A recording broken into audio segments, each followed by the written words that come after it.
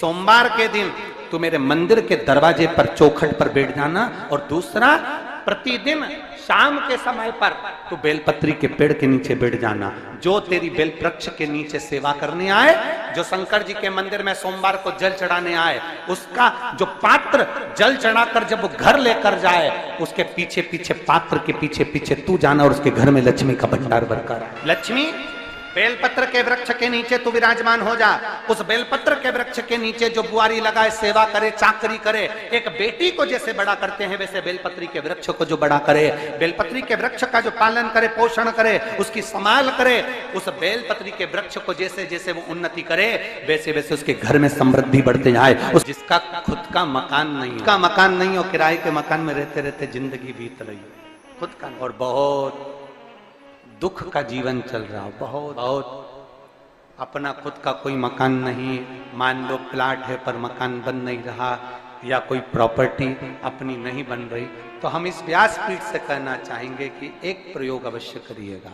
एक अपने आसपास के 5-6 बेलपत्र के वृक्ष देख लीजिए। अपने आसपास के नजदीक के 5-6 बेलपत्र के बड़े बड़े वृक्ष देख लो, या छोटे वृक्ष देख लो।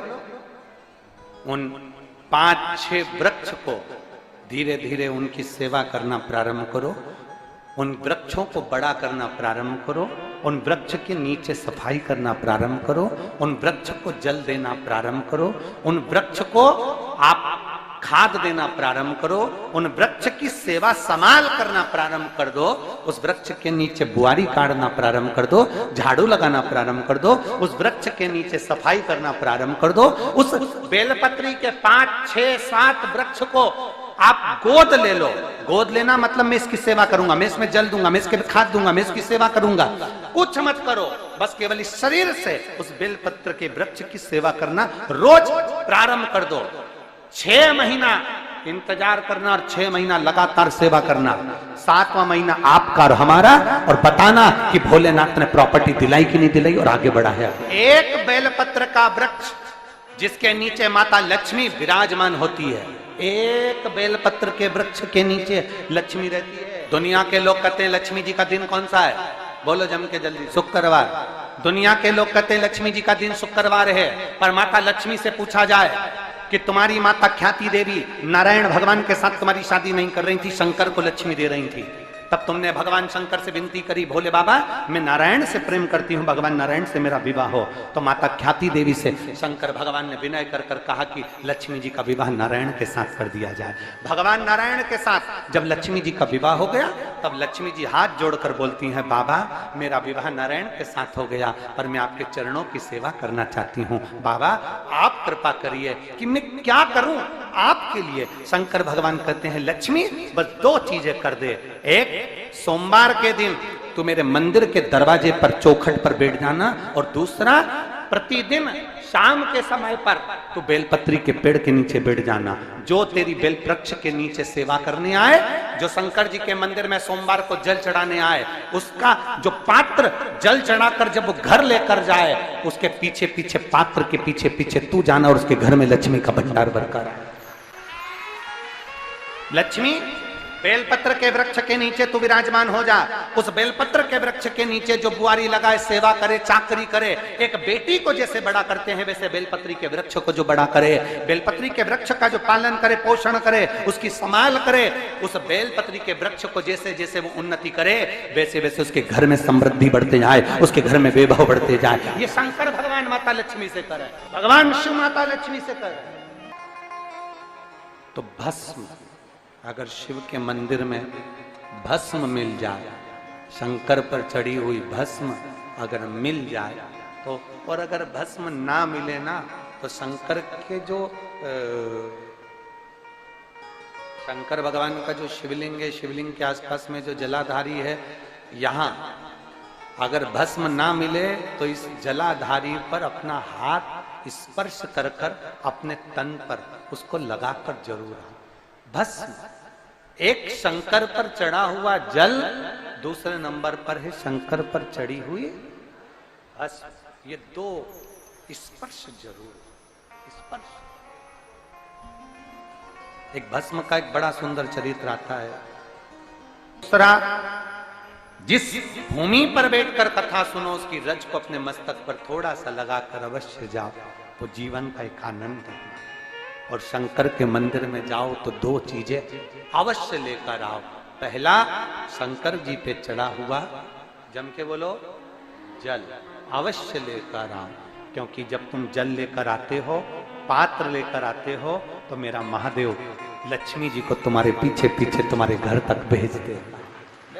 चढ़ी हुई बेलपत्र मत खाओ, लोग कहेंगे शंकर पर चढ़ा हुआ ये मत खाओ।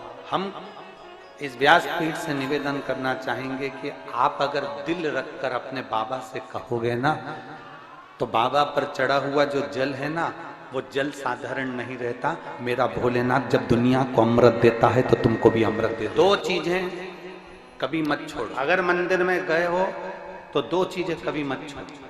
कथा में गए हो तो दो चीजें कभी मत छोड़ो। एक, कथा श्रवण करना।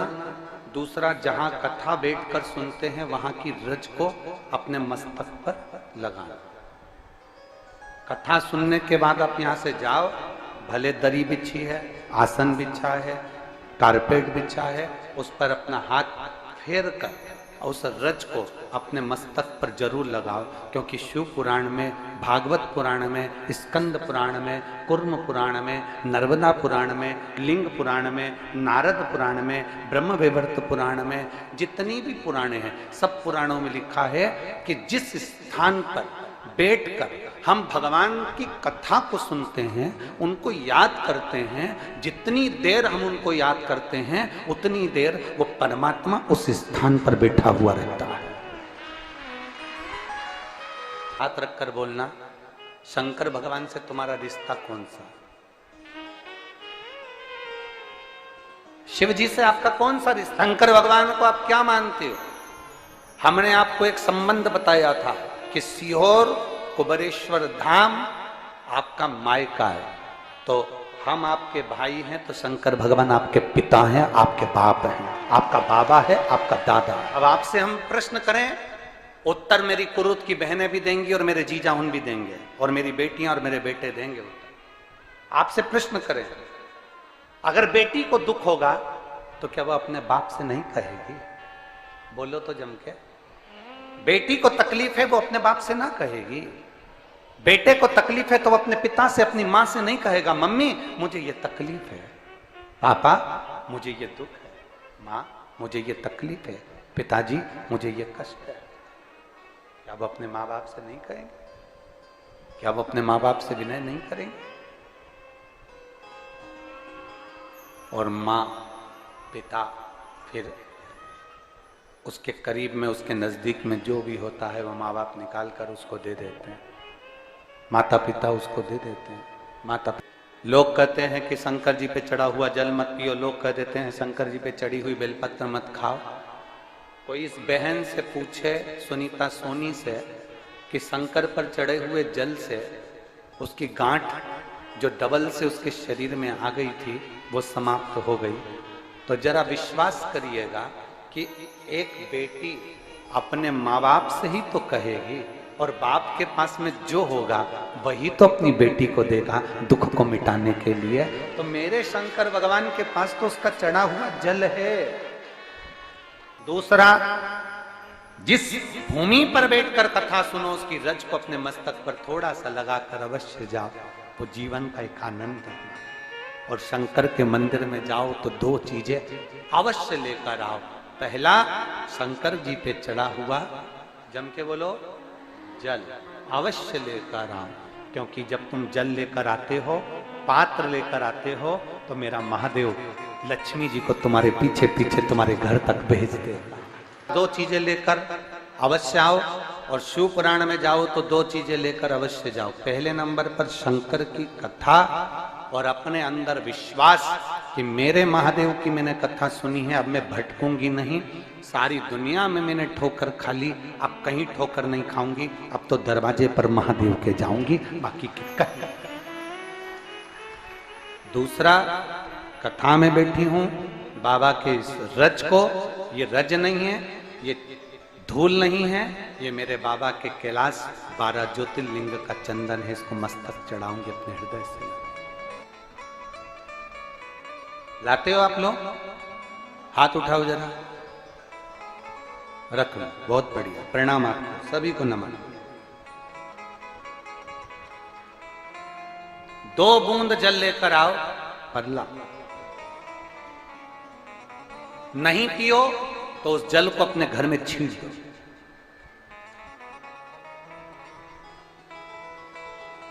नहीं पी सकते उस जल को छींट दो। सारे घर के लोग नहीं पी रहे, उस जल को मटके में डाल दो, हंडे में डाल दो। 2 बूंद जल हंडे में डाला, सब पी गई।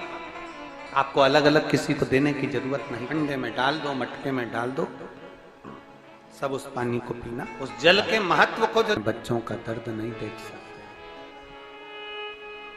जब माता पिता अपने बच्चों का दर्द नहीं देख सकते तो देव अधिदेव महादेव तुम्हारा दर्द कैसे देखेंगे? वो भी तो काटेंगे तुमको, वो भी तो कष्ट मिटाएंगे। 2 चीजें कथा में जाकर ले। एक, जहां जगह मिल जाए वहां बैठकर कथा सुनो। धूप लगे, पंडालों की इतनी व्यवस्था नहीं हो पाती है, पंडाल लगाने वाले, टेंट लगाने वाले टेंट लगा लगा के थक जाते हैं, तो अपने साथ एक छाता लेकर चलो। 2 पानी की जम के बोलो जरा, बोतल, बिछाने की दरी अपने साथ लेकर चलो। लोगों ने उमा महेश की कथा अपने जीवन में धारण करी कि नहीं करी वो हमको नहीं स्मरण है, पर एक बात का स्मरण करिएगा, ये जो कथा चल रही है ये गौरी शंकर चल रही है। इसके बाद में जो अमलेश्वर में कथा है वो कौन सी है? समर्पण शिव महापुराण कथा। उस समर्पण शिव महापुराण की कथा जब 2 तारीख को विराम हो जाएगी, तब उसके बाद में जो कथा 6 जून को प्रारंभ होगी सोलापुर महाराष्ट्र में, उस कथा का नाम रहेगा उमा महेश शिव महापुराण की कथा। उसको जरूर, सोलापुर में जो 6 जून से कथा होगी उसका नाम उमा महेश शिव महापुराण, उसको सुनना, श्रवण करना, उसको धारण करना है। उसमें इतने प्रश्न माता उमा ने भगवान महेश से करे हैं, और महेश भगवान शंकर उसका हर प्रश्न का उत्तर दे रहा है। भगवान महेश, भगवान शंकर हर प्रश्न, बाबा बोले माता उमा ने भगवान शिव जी से, महेश भगवान से, भगवान शंकर से करेंगे, बाबा भोलेनाथ जी बताओ, संसार में जन्म लेने वाले व्यक्ति के जीवन में उसके भाग्य में अगर सुख नहीं है, उसके भाग्य में खुशियां नहीं है, उसके भाग्य में कोई अच्छा है ही नहीं, तो वो जीव क्या करेगा? वो जीव क्या? भगवान शंकर कह रहे हैं, संसार में जन्म लेने वाला मनुष्य अगर उसके भाग्य में सुख नहीं, उसके भाग्य में अगर खुशियां नहीं है, उसके भाग्य में अगर सुख नहीं है, उसके भाग्य में अगर अच्छा नहीं है, पत्रिका दिखा ली, सुख नहीं है, कार्य कर कर देख लिया, सुख नहीं है, तकलीफ उसकी जिंदगी में चल ही चल रही है, तो भगवान शंकर कहते हैं, भगवान महेश कहते हैं, उमा, उस मनुष्य को दूसरे का अच्छा करना प्रारंभ कर देना चाहिए, तो उसकी अच्छाई अपने आप सामने आना। हरि हरि महादेव शंभु, काशी विश्वनाथ गंगे, हरि हरि भूतनाथ शंभु, सदा शिव पार्वती संगे। तो एक बार बोलिए प्रेम से शिव जी की जय, माता पार्वती की जय। आज सुनेंगे अघन मास की पहला सोमवार की कथा। यह कथा सुनने से होगी मनोकामना पूर्ण। कथा के अनुसार एक समय की बात है, एक साहूकार था जो भगवान शिव का अनन्य भक्त था। उसके पास धन्य धान्य की कोई कमी नहीं थी, लेकिन उसके कोई संतान नहीं थी। इसी कामना को लेकर वह रोज शिव जी के मंदिर जाकर दीपक जलाया करता था। उसके इस भक्ति भाव को देखकर एक दिन माता पार्वती ने शिव जी से कहा, हे प्रभु, यह साहूकार आपका अनन्य भक्त है, इसे संतान का कष्ट है, आपको इसकी मदद करनी चाहिए। पार्वती जी की इच्छा सुनकर भगवान शिव ने कहा कि हे पार्वती, इस संसार में हर प्राणी को उसके कर्मों का फल मिलता है और जिसके भाग्य में जो हो उसे भोगना ही पड़ता है। लेकिन पार्वती जी ने साहूकार की भक्ति का मान रखने के लिए उसकी मनोकामना पूर्ण करने की इच्छा जताई। माता पार्वती के आग्रह पर शिव जी ने साहूकार को पुत्र प्राप्ति का वरदान तो दिया, लेकिन साथ ही यह भी कहा कि उसके बालक की आयु केवल 12 वर्ष होगी। माता पार्वती और भगवान शिव की बातचीत को साहूकार सुन रहा था। उसे न तो इस बात की खुशी थी और न ही दुख। वह पहले की भांति शिव जी की पूजा करता रहा। कुछ समय के बाद साहूकार के घर एक पुत्र का जन्म हुआ। वह बालक 11 वर्ष का हुआ तो उसे पढ़ने के लिए काशी भेज दिया गया। साहूकार ने पुत्र के मामा को बुलाकर उसे बहुत सारा धन दिया और कहा कि तुम इस बालक को काशी विद्या प्राप्ति के लिए ले जाओ और मार्ग में यज्ञ कराना। जहाँ भी यज्ञ कराओ वहाँ ब्राह्मणों को भोजन कराते और दक्षिणा देते हुए जाना। दोनों मामा भतीजा इसी तरह यज्ञ कराते और ब्राह्मणों को दान दक्षिणा देते काशी की ओर चल पड़े।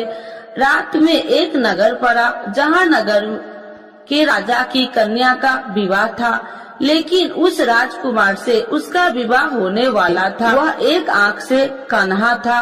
राजकुमार के पिता ने अपने पुत्र के कन्हा होने की बात को छुपाने के लिए एक चाल सोची। साहूकार के पुत्र को देखकर उसके मन में एक विचार आया। उसने सोचा क्यों न इस बालक को दुल्हा बनाकर राजकुमारी से विवाह करा दूं। विवाह के बाद इसको धन देकर विदा कर दूंगा और राजकुमारी को अपने घर जाऊंगा। लड़के को दूल्हे के वस्त्र पहनाकर राजकुमारी से विवाह कर दिया। लेकिन साहूकार का पुत्र ईमानदार था। उसे यह बात अन्याय संगत नहीं लगी। उसने अवसर पाकर राजकुमारी की चुनरी के पल्ले पर लिखा कि तुम्हारा विवाह तो मेरे साथ हुआ है, लेकिन जिस राजकुमार के संग तुम्हें भेजा जाएगा वह एक आंख से कन्हा है। मैं तो काशी पढ़ने जा रहा हूँ। जब राजकुमारी ने चुनरी पर लिखी बातें पढ़ी तो उसने अपने माता पिता को यह बात बताई। राजा ने अपनी पुत्री को विदा नहीं किया, जिससे बारात वापस चली गई। दूसरी ओर साहूकार का लड़का और उसका मामा काशी पहुँचे और वहाँ जाकर उन्होंने यज्ञ किया। जिस दिन लड़के की आयु 12 साल की हुई उसी दिन यज्ञ रखा गया। लड़के ने अपने मामा से कहा कि मेरी तबीयत कुछ ठीक नहीं है। मामा ने कहा तू अंदर जाकर सो जाओ। शिव जी के वरदान अनुसार कुछ ही देर में उस लड़के के प्राण निकल गए। मृत भांजे को देख उसके मामा ने विलाप शुरू किया। संयोगवश उसी समय शिव जी और माता पार्वती उधर से जा रहे थे। पार्वती भगवान से कहा स्वामी मुझे इसके रोने के स्वर सहन नहीं हो रहा। आप इस व्यक्ति के कष्ट को अवश्य दूर करें। जब शिव जी मृत बालक के समीप गए तो वह बोले कि यह उसी साहूकार का पुत्र है जिसे मैंने 12 वर्ष की आयु का वरदान दिया था। अब इसकी आयु पूरी हो चुकी है। लेकिन मातृ भाव से विभोर माता पार्वती ने कहा कि हे महादेव आप इस बालक को और आयु देने की कृपा करें, अन्यथा इसके वियोग से इसके माता पिता भी तड़प तड़प कर मर जाएंगे। माता पार्वती के आग्रह पर भगवान शिव ने उस लड़के को जीवित होने का वरदान दिया। शिव जी की कृपा से वह लड़का जीवित हो गया। शिक्षा समाप्त करके लड़का मामा के साथ अपने नगर की ओर चल दिया। दोनों चलते हुए उसी नगर में पहुंचा जहां उसका विवाह हुआ था। उस नगर में भी उन्होंने यज्ञ का आयोजन किया। उस लड़के के ससुर ने उसे पहचान लिया और महल में ले जाकर उसकी खातिरदारी की और अपनी पुत्री को विदा किया। इधर साहूकार और उसकी पत्नी भूखे प्यासे रहकर बेटे की प्रतीक्षा कर रहे थे। उन्होंने प्रण कर रखा था कि यदि उन्हें अपने बेटे की मृत्यु का समाचार मिला तो वह भी प्राण त्याग देंगे, परंतु अपने बेटे की जीवित होने का समाचार पाकर वह बेहद प्रसन्न हुई। उसी रात भगवान शिव ने व्यापारी के स्वप्न में आकर कहा, हे श्रेष्ठ, मैंने तेरे सोमवार के व्रत करने और व्रत कथा सुनने से प्रसन्न होकर तेरे पुत्र की लंबी आयु प्रदान की है। इसी प्रकार जो कोई सोमवार व्रत करता है या कथा सुनता है और पढ़ता है, उसके सभी दुख दूर होते हैं और समस्त मनोकामनाएं पूर्ण होते हैं। तो एक बार बोलिए प्रेम से शिव जी की जय, माता पार्वती की जय।